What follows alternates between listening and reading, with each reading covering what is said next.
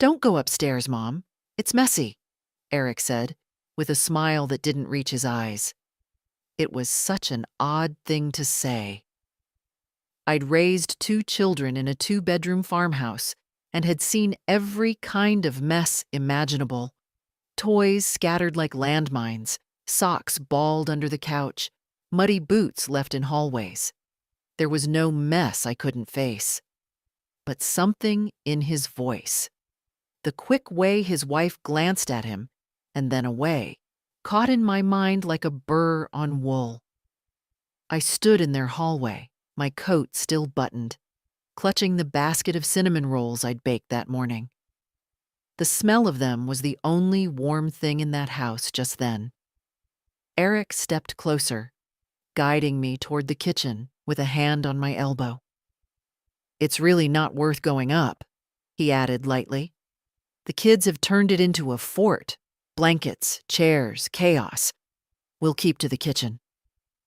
I nodded, though I wasn't convinced. His new house had been my gift, or more precisely, my money's gift. 2 years ago, when Eric and Julia found the perfect place but needed just a little help with the down payment, I'd written a check large enough to cover nearly a third of it. I told myself it was for family gatherings, for my grandchildren's future, for the comfort of knowing my son had a home. But I'd been in that home fewer than 10 times. Julia always had a reason. The kids had homework. They were about to leave. The house was too chaotic. I told myself not to take it personally. Now, as I sat at their spotless kitchen table, sipping lukewarm coffee and listening to Julia list her new business expenses, I couldn't shake the thought of the upstairs. It wasn't that I cared about a mess of toys. It was the sharp, almost nervous edge in Eric's voice when he'd stopped me. When Julia left to take a call, I tried to focus on my coffee, but my gaze kept drifting toward the staircase. The door to the upstairs hallway was half closed. From where I sat, I could see the bottom 2 steps in perfect order. No blanket forts, no scattered Lego bricks. Eric noticed my glance and shifted in his seat. "So, Mom," he said, a little too brightly, "how's the garden holding up this year?" "About the same," I said. "A little thin on the roses. But you know," I let my words trail off and took another sip. His eyes darted once toward the stairs. That was when I knew. Whatever was up there, it wasn't a blanket fort. The strange thing was, my mind didn't immediately jump to theft or betrayal. I wanted to believe in my son's goodness. But the truth is, when you've lived 70 years, you learn to recognize a lie by the way it tries to smile at you. And Eric's smile was wearing thin. The conversation limped along after that, as if both of us were walking on a frozen pond, afraid of the cracks we could hear beneath our feet. Julia returned, her phone pressed to her ear, whispering something sharp and hurried to whoever was on the other end. She slipped past me without making eye contact and disappeared into the pantry, shutting the door behind her. I looked at my hands wrapped around the coffee cup. They weren't as steady as they used to be, and the skin was thinner now, the veins more visible. But they'd carried laundry baskets up and down stairs for decades, hauled groceries through snowstorms, tended gardens under August heat. They'd worked, and they'd built. That house upstairs, whatever was in it, had been made possible by these hands. From somewhere above came a faint thud, like a door closing. Too heavy for a child, too deliberate. "Kids playing?" I asked. Eric glanced upward. "Yeah, they're reorganizing their toys," he said, his tone light but his shoulders tightening. "You know how it is." I did know, and I also knew there was something wrong in the way he said it. When Julia reappeared, she was all smiles. "Eric, could you help me move the boxes in the garage?" Mom can relax here." She put a gentle hand on my shoulder, the way people do with strangers in hospital waiting rooms. They left together through the back door, their voices fading, their footsteps crunching on the driveway gravel. The kitchen fell silent, and that silence gave me my answer. Whatever was upstairs, they didn't want me to see, and they'd both stepped outside. I rose slowly, setting my coffee cup down without a sound. My knees ached, but I moved toward the staircase anyway. Each step felt like peeling away a layer of pretense, of years spent convincing myself that distance was just busyness, not something colder. The upstairs hallway smelled faintly of cedar, the scent of the built-in closet at the far end. I passed the children's rooms, neatly made beds, nothing that spoke of chaos or forts. At the end of the hall, Eric's office door stood ajar. And there, against the far wall, was the safe. The door hung open. From the doorway, I could see the empty shelves inside, a dust shadow where my mother's pearl brooch had once rested, the bare metal where my documents should have been stacked. My heart thudded, slow and heavy. It wasn't messy upstairs at all. It was stripped. I stepped closer, almost afraid to breathe. The faint scent of metal and dust drifted from the open safe, like the smell of a room long closed. It used to be full, not of gold bars or mountains of cash, but of my life's milestones. The deed to my little cottage, the envelope with my will updated after Harold died, a narrow velvet box that held my mother's pearls, the only thing she'd been able to pass down to me after a lifetime of scraping by. And there had been a thick envelope of savings. Not everything I had, but enough to keep me from sleepless nights. I remembered the last time I'd opened it, nearly 6 months ago, to tuck in the birth certificates of Eric's children for safekeeping. He'd stood beside me that day, chatting idly, his eyes flicking toward the stack of envelopes more than once.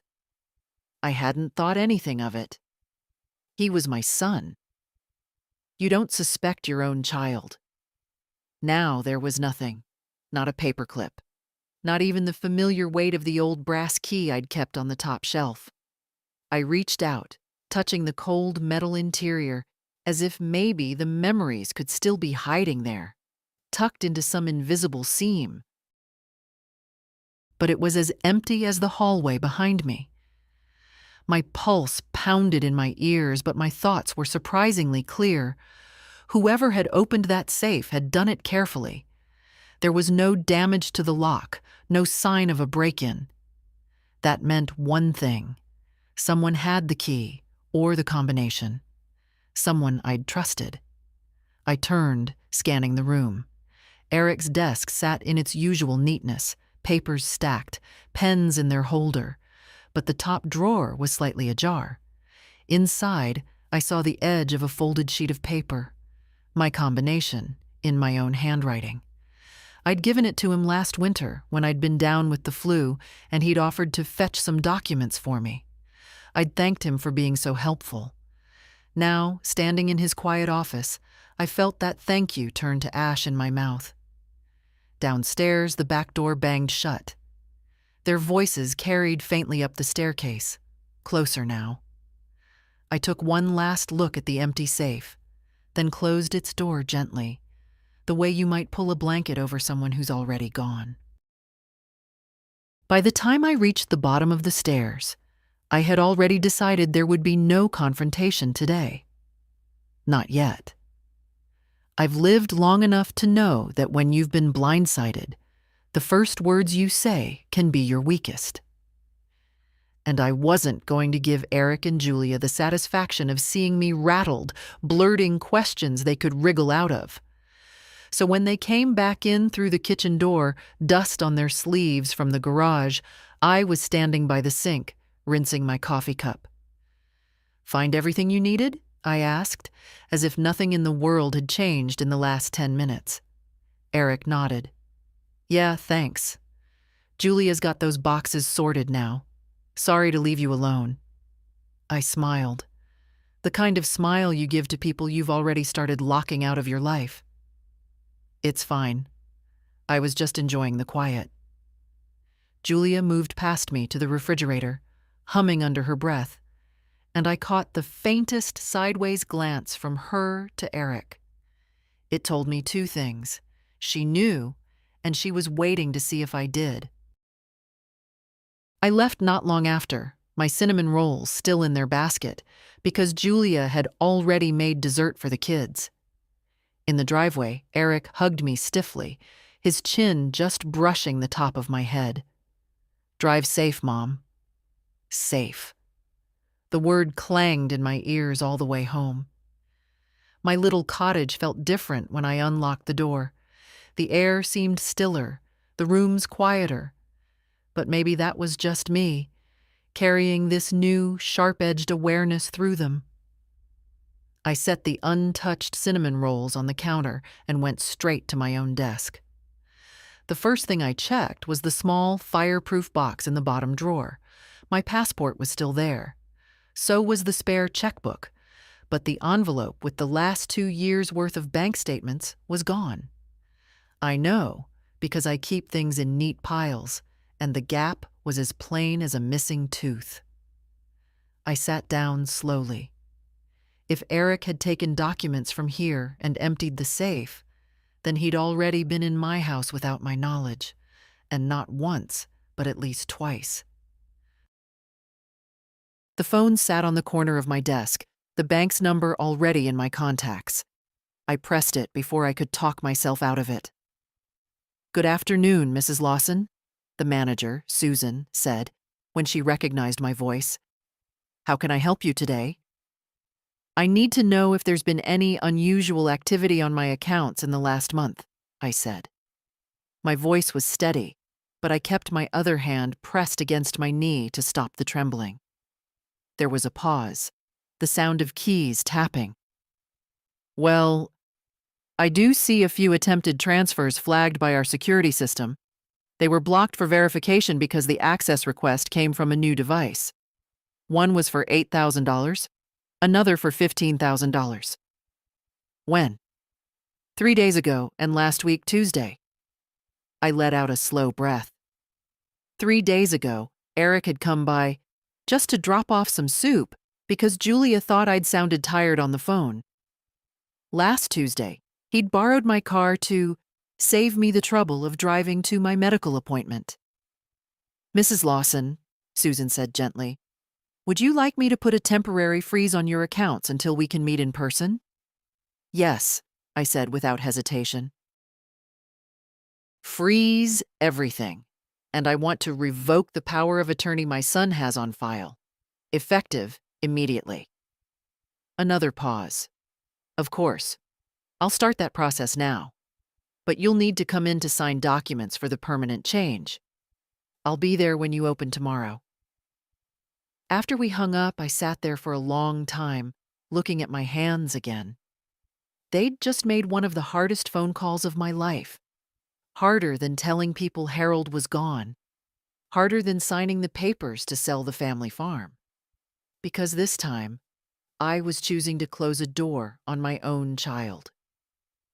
The late afternoon light slanted across the room, catching the photo of Eric at 6 years old, missing his front teeth, grinning up at the camera while holding a frog in both hands.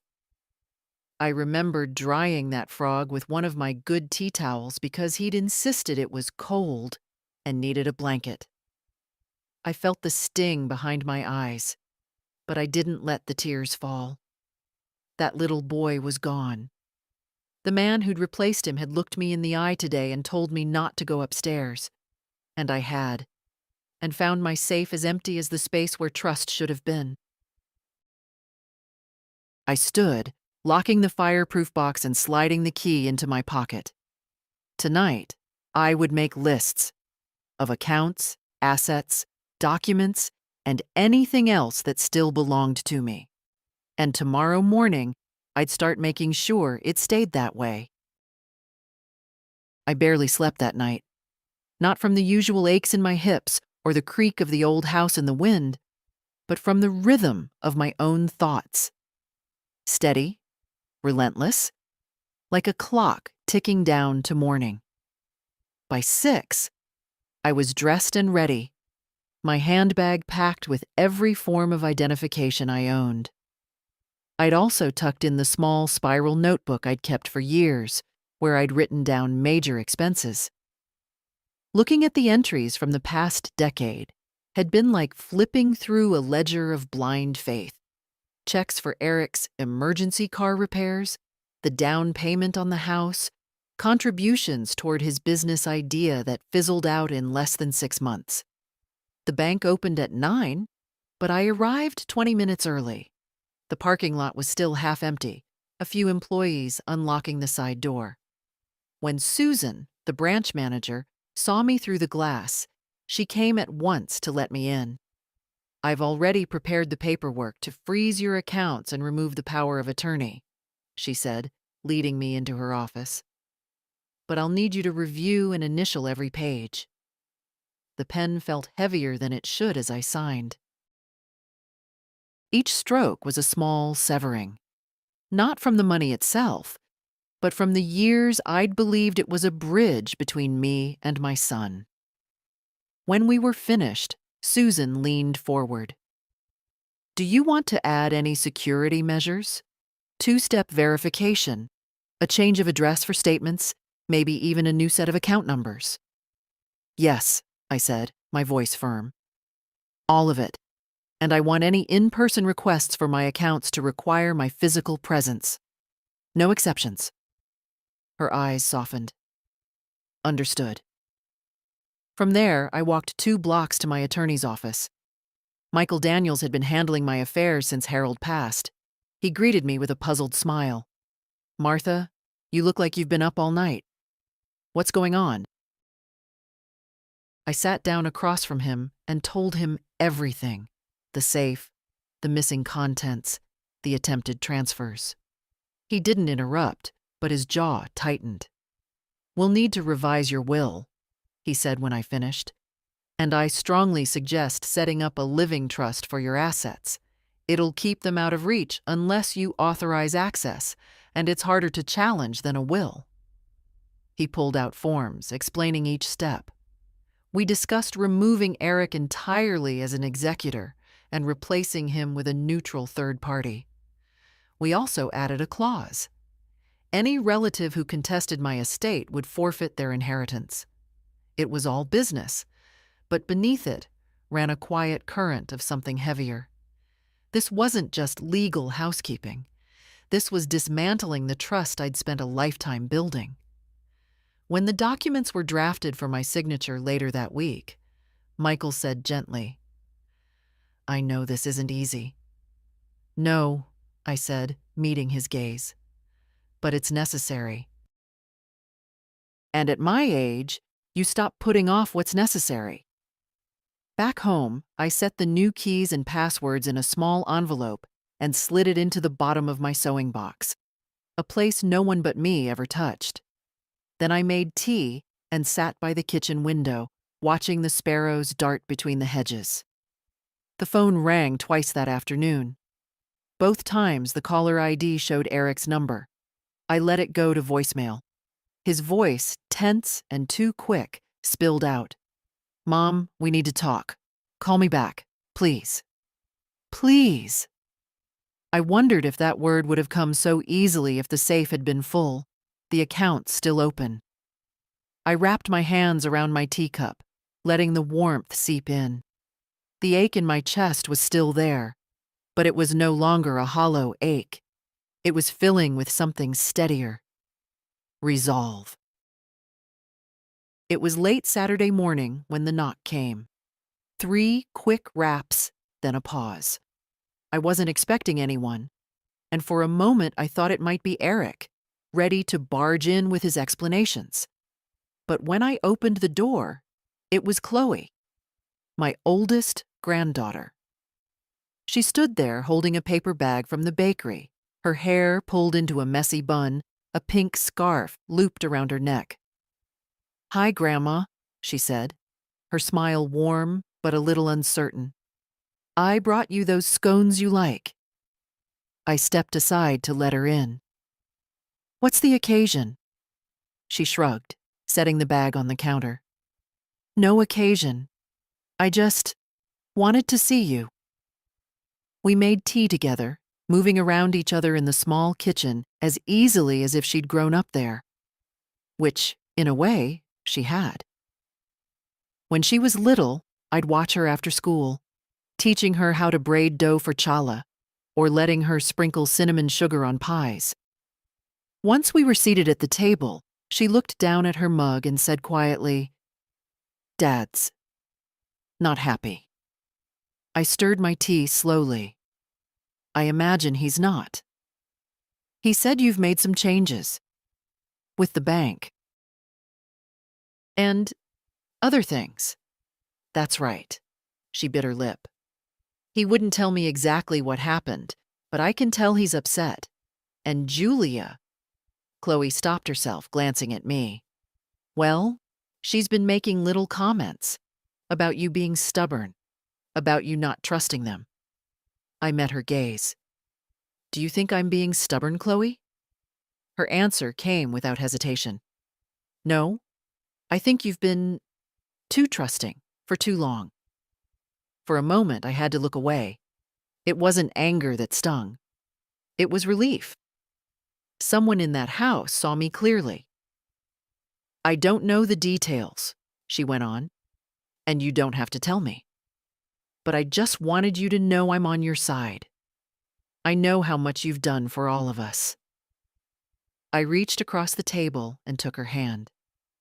You're the only one who's said that in a very long time.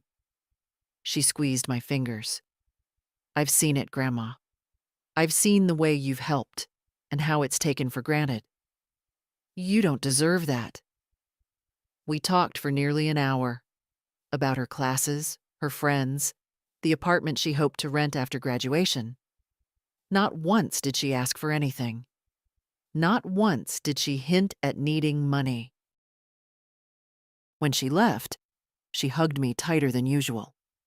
Call me if you need anything. Anything, okay? After she was gone, the house felt different than it had all week.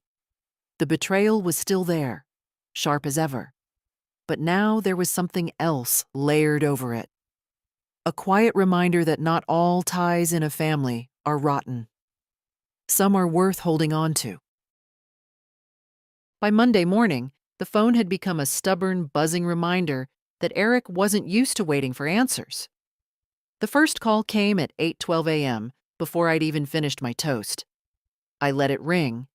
At 8:17, another. Then 8:25. By 9, I'd counted 7 missed calls and 3 voicemails. The most recent one was tight-voiced and clipped.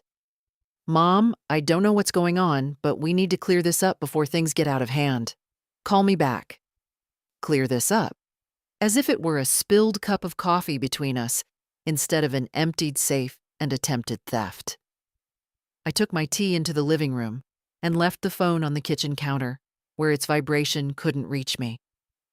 Outside, the first real snow of the season was falling, the flakes catching on the bare branches like tiny flags. By mid-morning, Julia's name appeared on the screen. I didn't answer. A minute later came a text. We can explain. Please give us a chance before you do something we'll all regret. There was something almost amusing in the assumption that I hadn't already done something, but I didn't reply. At 11 the landline rang, the one hardly anyone uses anymore. For a second, I considered answering, thinking it might be Chloe. But it was Eric again. Mom, please, his voice urged the answering machine. You're making a mistake. We love you. Whatever you think happened, you're wrong. Let's just talk, okay? I can come over right now. I sat perfectly still, listening to his words echo in the quiet. Love, he'd said. The same word he'd used when I signed the check for his house, for his second car, for his temporary business loan. Love wrapped around a request, like ribbon around an empty box. Around noon, I walked to the hall closet and pulled out my coat. If they wanted to find me at home, they'd be disappointed. I had no destination in mind, just the need to breathe air that wasn't heavy with their voices. The cold was bracing. I walked 3 blocks to the small park, where the benches were dusted with snow and the pond lay still under a thin layer of ice. A young couple passed me, laughing, their breath clouding in the air. I wondered if they had any idea how quickly warmth could turn to cold between people who once promised each other everything. When I returned, the red light on the answering machine was blinking furiously. 12 new messages. I didn't play them. Instead, I went into the kitchen and opened the small drawer by the sink, the one where I kept spare keys. Harold's old habit. Never put all your trust in one lock, he used to say. I sifted through until I found the key to the shed out back. The shed was musty and cold, but it still smelled faintly of cedar from the shelves Harold had built. On the top shelf, behind a box of old canning jars, sat a smaller lockbox, one Eric didn't know about. Inside was a stack of photographs, a few pieces of jewelry that had never been in the house safe, and a short list of my most important account numbers and contacts. I ran my fingers over the pearl earrings, cool and smooth, and felt the faintest easing in my chest. He hadn't taken everything. He didn't even know about these. Back inside, the phone started again. I stood in the kitchen, watching it buzz on the counter, until it finally went still. I knew this silence wouldn't last. Sooner or later, Eric would stop circling and come straight at me. And when he did, I would be ready. It was Thursday afternoon when the knock came. Not a tentative tap, but a steady, deliberate rhythm. The kind of knock that says, I know you're in there, and I'm not leaving. I opened the door to find Eric on the porch. Snowflakes caught in his dark hair, his jaw tight. He wasn't alone. Julia stood behind him, bundled in a pale wool coat, her lips pressed into a thin smile that didn't reach her eyes. Mom, Eric said, we need to talk. I stepped back, wordlessly letting them in. My house felt smaller with them inside, their presence crowding the air. Eric paced to the living room, Julia trailing behind, glancing around like she was taking inventory. Eric didn't sit. You've been avoiding our calls. Yes, I said evenly. He stopped pacing. Why? I gestured toward the couch. If you have something to say, you might as well be comfortable. Reluctantly, they sat. Julia smoothed her coat, then folded her hands neatly in her lap. Eric leaned forward, elbows on his knees. We heard from the bank. You froze your accounts. You revoked my power of attorney. That's... He exhaled sharply. That's extreme, Mom. Is it? I asked. Yes, Julia cut in, her voice cool. And it makes it look like you don't trust us. I met her gaze. Should I? Eric shifted. This is about the safe, isn't it? I said nothing, letting the silence stretch until it became uncomfortable. Eric's voice softened. Mom, you must have misunderstood. I went into the safe because we needed the insurance papers for the house. I didn't take anything else. My eyes didn't leave his. Then where are my mother's pearls? He blinked. I don't know. Maybe you moved them? And the bank statements from my desk? His jaw tightened. You're remembering wrong. Julia leaned forward, her tone suddenly syrupy. Martha, stress can make us forget things. Maybe you misplaced them. Let's not turn this into something ugly over a misunderstanding. I let out a breath, slow and steady. A misunderstanding is when someone forgets to bring milk home. This is theft. Eric's voice rose. We're your family. We've always looked out for you. I gave a short, humorless laugh. Looked out for me? Or looked out for my money? The flush that crept up his neck told me I'd hit home. Julia straightened her spine. If you really think we'd steal from you, then I don't know what to say. But you're making a mistake cutting us out like this. It's not healthy. What's not healthy, I said quietly, is letting people strip you bare while you smile and pretend you don't notice. Eric stood abruptly, shoving his hands into his pockets. So that's it? You've already decided we're guilty? I've decided, I said, rising to meet his height, that my trust is no longer yours to use.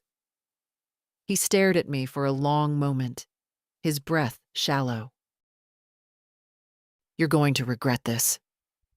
I felt the old ache in my chest, not from fear, but from knowing how far the boy I raised had drifted. No, Eric, I said softly. For the first time in years, I won't. Julia gave a sharp exhale, as if she were about to say something, then thought better of it. Eric turned toward the door. They left without another word, the cold air rushing in for a moment before I closed it behind them. For a long time, I stood with my hand on the doorknob, feeling the vibrations of their departure fade. They had come to reclaim control. Instead, they'd walked out with less than they arrived, and I intended to keep it that way. The next morning, I called the locksmith. He arrived just after 10, a wiry man in his 60s with quick, capable hands and a quiet manner. Front and back doors? He asked. All of them, I said. And I want deadbolts that can't be opened from the outside without a key. No spare keys left under mats or flower pots. He gave me a knowing look, but didn't ask questions. By the time he was done, the old brass knobs Harold had installed decades ago were gone, replaced by solid steel locks that clicked shut with finality. He handed me 3 keys. I put one in my pocket, one in the lockbox in the shed, and the third in a small envelope addressed to Chloe. Next came the documents. I pulled every file from my desk and laid them out across the dining room table. Insurance policies, property deeds, medical records, tax returns. I went through each one, removing anything that bore Eric's name or gave him access. The will Michael and I had revised earlier in the week was still waiting for my signature at his office. I made a note to stop by tomorrow. For now, I drafted a letter, sealed and dated, stating clearly that Eric Lawson was to have no control over my finances, property, or medical decisions. I placed it with the rest of my important papers. In the early afternoon, I phoned my homeowner's insurance provider. Add a security rider, I told them, and note that no one is authorized to access my property without my written consent. They asked if something had happened. I gave them the simplest answer. Just taking precautions. When I hung up, I walked through the house slowly, room by room. It felt different already, not because of the locks or the papers, but because I'd drawn a line and put myself on the right side of it. In the living room, I paused in front of the old oak cabinet where Harold used to keep his ledgers. On the top shelf was a shoebox full of photographs. Eric in overalls, holding his first fishing rod. Eric at 16, proudly showing me the driver's license he'd just earned. Eric on his wedding day, his arm tight around Julia's waist. I closed the box gently. The boy in those pictures wasn't the man who'd stood in my living room yesterday. And I couldn't spend the rest of my life trying to bring him back. Just before dusk, my phone buzzed with a text from Chloe. Dad's furious. Says you've locked him out of your life. Do you want me to come over? Not tonight, I replied. But soon, I'm all right. The truth was, I was more than all right. For the first time in years, I didn't feel like a guest in my own home. I made myself a cup of tea and carried it to the kitchen window. Outside, the snow had stopped, leaving a thin, clean layer over the yard. No footprints, no tracks. It struck me then. This was how I wanted my life to look from here on. Quiet, intact, untouched by anyone who thought my trust was theirs to take. I sipped slowly, letting the warmth spread through me. Tomorrow I'd sign the will, and that would be the last piece of the wall I was building between myself and Eric. And once it was up, I wasn't letting him find a single crack. Sunday afternoon brought a pale winter sun and the smell of wood smoke drifting from the neighbor's chimney. I was in the middle of folding laundry when a familiar knock sounded. 2 short taps, a pause, then one more. When I opened the door, there stood Evelyn Harper, my neighbor of 30 years, with a covered plate in her hands. "Baked you an apple tart," she said, stepping inside before I could protest. "Made too much for just me." We'd shared 1,000 little visits like this over the years, trading pies for tomatoes, swapping recipes, sitting on each other's porches on summer nights. But today, I felt an odd relief at the sight of her, as if she were a lifeline thrown across a widening gap. I set the tart on the counter and poured us both tea. We sat in the kitchen, steam curling up between us. Evelyn studied me for a moment, then said, "You've been quiet lately, not like you." I hesitated, then decided there was no reason to hide the truth from her. "Eric and Julia have been overstepping," I said carefully. "I had to make some changes, big ones." Her eyes narrowed. "Overstepping how?" I told her about the safe, the missing items, the bank transfers, the meeting in my living room. I didn't embellish, didn't dramatize, just the facts. When I finished, she shook her head slowly. I wish I could say I was surprised. That made me look up. "You're not?" Evelyn sighed. "I've watched them, Martha. The way they swoop in when they want something, then vanish when they don't. Harold never would have stood for it." The mention of Harold's name made my throat tighten. But it wasn't grief so much as the reminder of what it felt like to have someone in your corner without conditions. "I've locked things down now," I said. "Change the will, change the locks, shut off their access." "Good," she said firmly. "Don't you dare feel guilty about that." "I don't feel guilty," I admitted. "I feel lighter. But there's a part of me that still wonders how it came to this." Evelyn reached across the table, covering my hand with hers. "You gave them too much trust for too long. And some people mistake trust for weakness. You're not weak, Martha. You just didn't want to see what was right in front of you." Her words sat with me like a stone in still water, sinking deep, settling there. We drifted to other topics after that. Her brother's hip surgery, the rumor about the hardware store changing owners, the small things that stitch a life together. But under it all, I felt a quiet current of strength, like a hand pressed firmly against my back. When Evelyn left, she hugged me a second longer than usual. "You're doing the right thing," she said. "Don't let them make you think otherwise." After she'd gone, I cut myself a slice of her tart and sat by the window. The late sunlight glinted off the snow, turning it gold in places. Across the yard, Evelyn's kitchen light came on, and I could see her moving around, busy with her own small routines. For the first time in weeks, I didn't feel completely alone in this. There were still people who saw me, not for what I could give, but for who I was. And that, I realized, was worth more than anything in that empty safe. It was just after lunch on Wednesday when I heard the sound of a car pulling into the driveway. I wasn't expecting anyone, and when I peeked through the lace curtain, I saw Chloe's little blue hatchback. She got out carrying a grocery bag and, to my surprise, a thick manila folder tucked under her arm. Her cheeks were pink from the cold, and her breath came in little clouds as she hurried to the porch. "Hi, Grandma," she said when I opened the door. "I brought you a few things, and I need to talk to you."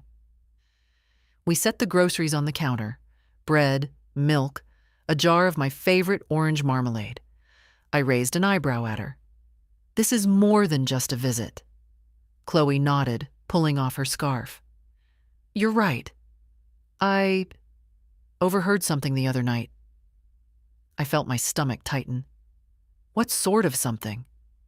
She opened the folder and slid a few papers toward me. They were bank printouts, not mine, but clearly Eric's. Transfers, withdrawals, and a large pending payment flagged for review. "I wasn't snooping," she said quickly. "I was using Dad's laptop to print a paper for school. These popped up in the print queue. And then I heard them in the kitchen talking about you." I stayed silent, letting her go on. "They were saying you've overreacted and that you'll calm down eventually. Dad told Julia not to worry, that he'd get back in somehow. He said you wouldn't be able to manage everything without him." My jaw tightened. "And what did Julia say?" "She laughed," Chloe said flatly. "Said you were too sentimental to cut them off completely. That it's just a matter of time." I took a slow breath. It was one thing to suspect, another to hear it confirmed in your own granddaughter's voice. Chloe leaned forward. "Grandma, I think you need to change more than just the locks. You should move your valuables, all of them, somewhere they can't get to. And maybe think about a safety deposit box at the bank. I'll take you if you want." I looked at her for a long moment. She wasn't asking for anything. She wasn't trying to soften me up before a request. She was offering help with no strings attached. "Why are you doing this, Chloe?" I asked quietly. Her eyes softened. "Because you've always been there for me. And I don't want to see you get hurt any more than you already have."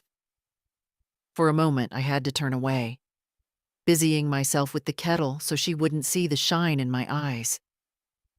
"You're a good girl," I said finally. "Your parents may not like what I'm doing, but I'm not going back on it." "I didn't think you would," she said, smiling faintly. "But you should be ready for them to push harder. They won't just let this go." We spent the next hour going over what I still had in the house: jewelry, old savings bonds, a few keepsakes with more sentimental than monetary value. She helped me wrap each piece in tissue and label it, ready to be moved to the bank vault. Before she left, she paused at the door.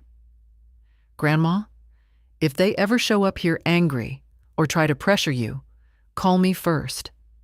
Don't deal with them alone." I promised I would, though in truth I didn't plan on giving Eric or Julia another chance to step foot inside. After she drove away, I sat at the kitchen table with the manila folder in front of me.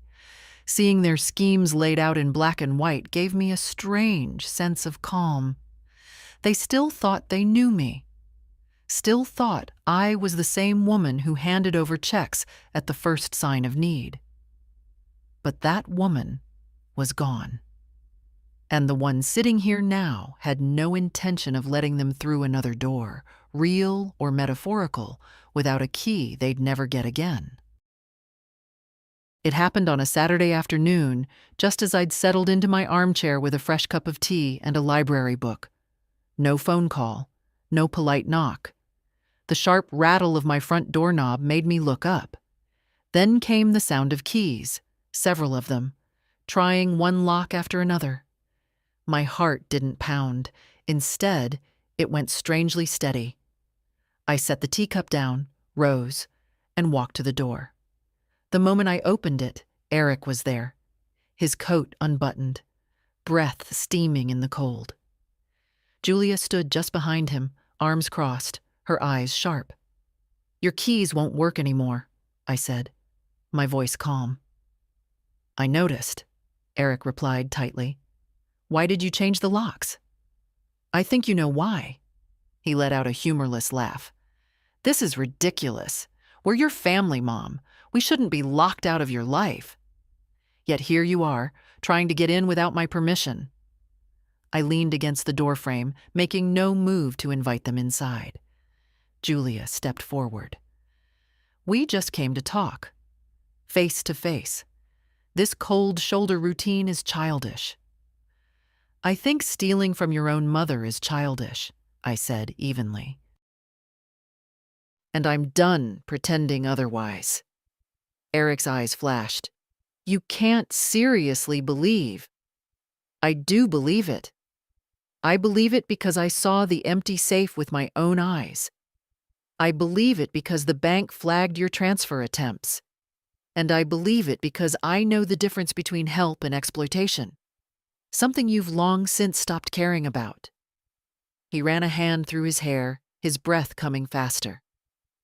"So you've made up your mind. That's it?" "Yes," I said simply. "That's it?" Julia's voice turned silky. "Martha, think about what you're doing. This will tear the family apart. People will talk." "Let them," I said. "I'd rather be the woman who protected herself than the woman who was too afraid of gossip to act." Eric took a step closer, lowering his voice as if that might make it more persuasive. "We can fix this. Give me the power of attorney back, and I'll make sure everything is handled properly. No more mistakes." I shook my head. "No more access." The wind picked up, sending a swirl of snow across the porch. Julia pulled her coat tighter, her lips thinning. "You'll regret this, Martha. One day you'll need us, and we won't be there." "Julia," I said quietly, "if that day comes, it will mean I've forgotten who you are. I don't plan on doing that." For a moment, none of us spoke. The only sound was the wind and the faint creak of the porch boards under Eric's shifting weight. Finally, he muttered something I didn't catch, turned, and went down the steps. Julia followed, but not before giving me one last look, not of sadness, but of calculation. I closed the door and locked both deadbolts. My hands didn't shake. In fact, they felt steadier than they had in weeks. Back in the living room, my tea was still warm. I picked it up and returned to my chair, the book still open to the page I'd left. Outside, I heard the sound of their car starting, then fading down the road. They'd tried to force the door today. Next time, I knew it wouldn't be the door they'd go after. But whatever their next move, I was ready. I'd built my boundaries high and set them deep, and I had no intention of letting them be breached. The following Tuesday, Chloe pulled into my driveway right on time, her little blue car crunching over the thin layer of frost. She hopped out, cheeks flushed from the cold, and gave me a brisk hug. "Ready?" she asked, glancing at the tote bag at my feet. Inside the bag, carefully wrapped in tissue and bubble wrap, were the last of the valuables I still kept in the house. Harold's watch, my mother's wedding ring, a small box of savings bonds, and the envelopes of photographs I wasn't willing to risk losing. The tote wasn't heavy, but it felt weighty in a different way, as if I were carrying the final pieces of my old life into a vault. We drove in companionable silence to the bank. When we walked in, Susan, the branch manager, spotted me immediately. "Mrs. Lawson," she said warmly, "we've got the paperwork for your safety deposit box all ready." She led us to the small private room where the vault was located. The steel door loomed at the far end, a solid barrier between the outside world and what would soon be mine alone. "You've rented a medium-sized box," Susan explained, pulling the long drawer-like container from its slot. "Plenty of space for jewelry, documents, and keepsakes. You'll be the only one with access. No co-signers, no exceptions." I nodded, more relieved than I expected to feel. Chloe helped me unwrap each item, placing them neatly inside. Harold's watch went in first, its worn leather strap coiled like a sleeping snake. Then my mother's ring, gleaming faintly under the fluorescent lights. When the box was nearly full, I added one last thing, a short, handwritten note folded into an envelope. On the outside, I'd written, "To be opened by Chloe only, if I am gone." Inside were the details of my accounts, my lawyer's contact information, and a few lines explaining exactly why I'd taken these steps. Once everything was in place, Susan slid the box back into its slot and turned the key. The sound of the lock clicking home felt like the closing of a chapter. Back in the car, Chloe glanced over at me. "Feel better?" I exhaled slowly. "Safer, that's the word." She smiled faintly. "You know, they're going to hate this." "I know," I said, "but I'm not doing it to spite them. I'm doing it because I won't live in fear of my own family." We stopped for coffee on the way back. Sitting by the window of the little cafe, I watched people bustle along the sidewalk, scarves wrapped tight against the wind. Life was going on as it always had, indifferent to my small personal war. And yet, inside, I felt a sense of ground regained. When Chloe dropped me off, she lingered in the doorway. "You're sure you don't want me to stay a bit, just in case they show up again?" I smiled. "If they do, the locks will hold, and so will I." After she left, I stood in my quiet kitchen, the tote bag now empty on the counter. For the first time in months, the house didn't feel like it held anything they could take from me. They could rattle the locks. They could make their calls. They could gossip, threaten, and plead. But what mattered most, my dignity, my security, my choice, was now behind a door they'd never open. And I intended to keep it that way. It started with the phone calls from numbers I didn't recognize. I let them go to voicemail, but when I finally listened, the pattern became clear. First was my sister-in-law, Claire. "Martha, I don't know what's going on, but Eric says you've cut him off completely. That doesn't sound like you. Can we talk?" Then Harold's cousin, David. "Martha, families have disagreements, but you can't just shut the door forever. Think about your grandchildren."